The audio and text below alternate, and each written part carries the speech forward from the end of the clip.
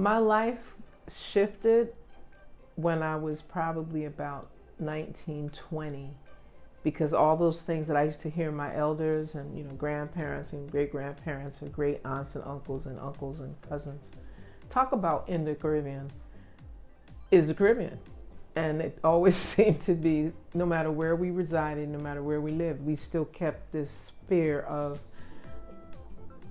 interactivity that was around things like Bambola. And for some, Bambola that aren't as familiar, that traditional form of communication that incorporates dance and drumming and music and song, but more importantly, the fusion, that tapestry that I keep speaking of, that blends the arts and culture and heritage and science and spirit, right? So I've always loved dancing. I've always loved music, and I've always loved music literally from around the globe.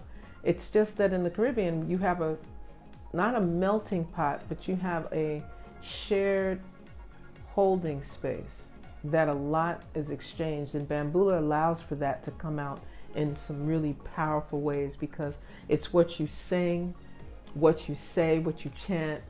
It's how you gesture, how you move, how you flow. It's communication on a variety of different levels. Sometimes we don't speak or sing or say anything, and it's just the movements, the eye connections, and our spiritual energy. Like, drummers know how to drum for Bambola dancers, unless they're just very technical drummers, and that's not a diss at all. It's just some drummers can close their eyes and feel the dancer, and some dancers are able to close our eyes and feel the drummer. So there's a communication that is beyond just that which is tangible that comes with Bambola. And I was very fortunate, my parents were involved in music and made sure all of us, took on a particular instrument. We had to learn a lot of songs. You had to know, like, the songs of your maternal family's village, your paternal family's village. There's a connection, of course, to the indigenous brothers and sisters of these Americas. My father was Quisqueya, out of the Dominican Republic, and what people, you're looking at him, clearly a Black and African man, and when we started doing that genealogical research, and as he started sharing with us how he grew up, being born in the early part of the 1900s, and what he learned from the elders that preceded him, it was always around using dance, drumming, song, chant to communicate in a level that not everyone needed to know. Only those that needed to know would know. And so that was like my orientation. So I was familiar with, kokolo and other types of spirited, traditional, cultural dance within the Caribbean. And then, of course, Bambola, our sister island of Puerto Rico, the bomba, that's another extension. We can go to Guadeloupe and you hear guoca, and it's the same vibration of bringing people together, of communicating, of, whether it's a wedding ceremony, a funerary rite, a naming ceremony, a house blessing. So these spiritual qualities are added inside of these arts and sciences that really govern the universe. And that's another part of the Bambola. So being a Bambola Queen and being honored to be acknowledged and recognized as a Bambola Queen mother, and the many that precede me, I need to highlight that, are ancestresses now. There are many here in the Virgin Islands, and I cannot say just St. Croix in particular. I have to say, the Virgin Islands, Caribbean, and wider. There are a number of ancestresses and ancestors. Make sure I highlight the men that dance the Bambola and incorporate what people refer to as stick fighting inside of the Bambola. So there's a whole layer of communication, spirit, culture, and a wealth of wise counsel. There are many persons that were influencers and provided wise counsel for me. So I've always been excited with, those persons. It seems I would always pick those countries that had some type of controversy or had some epiphany in their governance. So it would be persons like Muammar Gaddafi that I would have the opportunity. I'm going to Libya really on an educational journey, and it would grow into a different type of relationship and a different perspective of what was being presented in the West. And the behavior or the conditions that I witnessed in Libya were very different.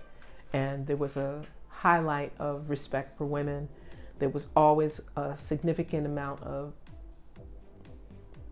concern around making sure that we were secure because of the fact that we were coming from the West and we were coming into a country where there was a certain amount of contention with the West, right? And I was able to meet a wide variety of other graduate students, researchers, etc., that were really involved in how do we improve our shared humanity. So that's one of my highlights in my engagement, because there was never a time where my life was challenged. There was, we did conversations. Of course, we didn't always agree. I was not a practicing Muslim in a predominantly Muslim country, and that was something that really sticks deep to my heart, how I was treated, and that I saw a different aspect of even Islam than what most people present. Something for us to think about. My other highlight would be having the opportunity, again, as part of my graduate research, to do work in Burkina Faso at a time when they had just come out of being Upper Volta, under French colonization, having coups, etc. And under the leadership of the Honorable President Thomas Sankara, I had a chance to see how they were revitalizing their entire nation, from the ground up, with all of this conversation of drought and not being able to produce and being one of the poorest countries in the world. And then less than 4 years, they turned over the GDP, their literacy, the relationship that people had in general, and the role of women was the priority of President Sankara. So I felt very honored. I still feel honored, and I don't talk about that experience much, again, because of the manner in which his life was cut short. So, because we were in the middle of some of that. So I that's something that really sticks and resonates closely to me. And we've had a chance to really meet some really dynamic brothers and sisters right here in the Caribbean, that are awesome, doing magnificent work, whether it's persons like Dr. Vereen Shepherd out of the University of the West Indies in their Center for Reparations, and the work she does on the United Nations level, and continues to be one of the sole Caribbean representatives and a woman, and bringing a very strong African indigenous ancestral voice to, and a very clear ideological voice to conversations. There's sisters I've had the honor and privilege of meeting in my work that are doing international governance work, and also, diplomatic affairs around the globe, like Sister Dr. Sandra Richards, who again is a regional officer at the University of the West Indies and has done some really powerful international engagements for women, children, families, nations, men. You see where I'm going? So I'm very honored to have met, women like those two. And I mean, my list is long. So, and I the first woman though that I have to give thanks to is my mama, my mama for sure, Doña Lali Davis. Yes. We talk about Caribbean women. Caribbean women are in everything. I mean, Caribbean people, make sure I clear that up. Caribbean people are in everything because the center of the earth is really in the Caribbean. I remember hearing that from my grandparents, that the center of the earth is in the Caribbean. And you can call it Atlantis, Pangaea, whatever, but it's in the center of the earth is really in the Caribbean. The authentic center, that's how grandmother used to speak of that. And Caribbean women have, from time immemorial, you look at any revolution, rebellion, insurrection, nonviolent protests, violent protests, uprising of any sort, it's going to have some crux around some Caribbean women And of course, the Caribbean women, once the hands on the Kimball, we coming together with our men, and then the children have to come along because that's how it go. And it's very, it's very powerful. So whether we speak about Queen Brefu from 1733 in St. John, who led a very turbulent uprising revolution to establish an African nation, an independent African nation in the Isle of St. John, 1733. They held the island for 7 months. That's another example. You can jump to 1759, William Davis in St. Croix. It was a short rebellion, and it cost their lives, but the resistance was consistent.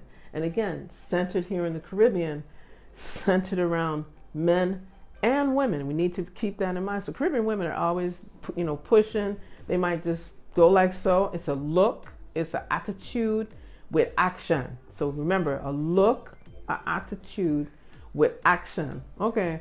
And then you can bring it forward. Again, in St. Croix, there's been a lot of reminders around the Queen Mary and the rebellion. And again, that was after the enslavement piece. So it was a labor uprising, and it turned to fire. And of course, there were hundreds of people that lost their lives. Many of the documents try to say it was a dozen or 50. It was hundreds, if not thousands of people that lost their life because, again, miscommunication does that. But who were at the core of this? Caribbean women.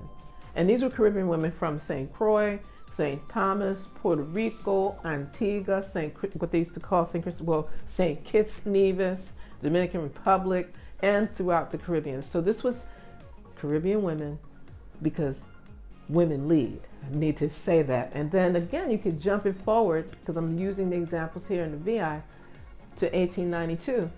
One of the first successful nonviolent protests in the Caribbean happened in St. Thomas, right? September 12th, 1892, led by Queen Keziah. And Queen Keziah was a Bambola Queen. So she was a queen 2 times. She was, seen as a queen in terms of coal carrying and leading certain gangs and so.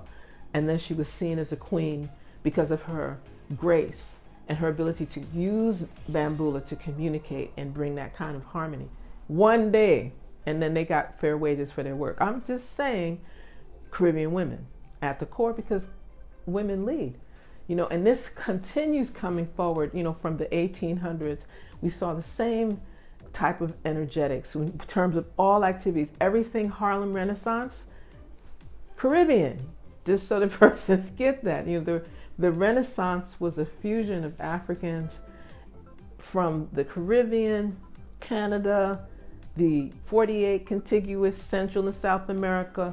It was a blending. So when we say that the Caribbean is at the center of the earth, that's what we're talking about. And again, many of these organizational entities, these sororities, these confraternal groups were grounded and founded by a number of people coming out of this Caribbean space. And so it's normal to see leadership, to see political engagement, to see, of course, societal transformation, ambassadorial diplomacy come out of this region and then expand even further.